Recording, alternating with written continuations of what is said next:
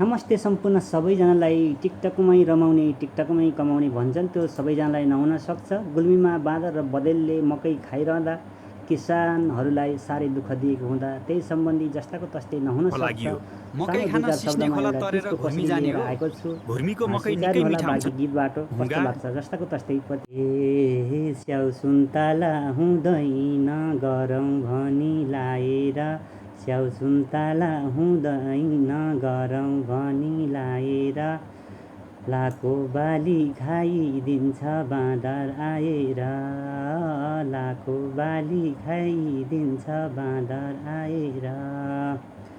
दिनमा बाँदर रातमा बँदेल आएर साह्रो भो, दिनमा बाँदर रातमा बँदेल आएर साह्रो भो, खेतीपाती बचाउनलाई साह्रै गाह्रो भो आमा, खेतीपाती बचाउनलाई साह्रै गाह्रो भो।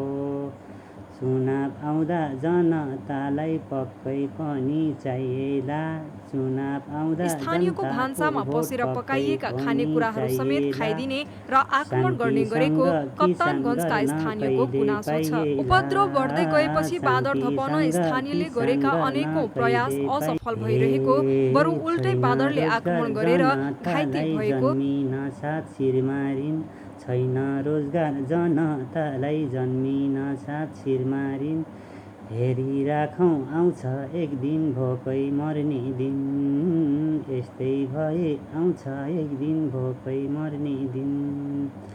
कृषि प्रधान देश हाम्रो विदेशीको भरमा, कृषि प्रधान देश हाम्रो विदेशीको भरमा, भोकमारी लाग्छन् एक दिन सबको घरमा, भोकमारी लाग्छ एक दिन सबको घरमा, भोकमारी लाग्छ एक दिन सबको घर।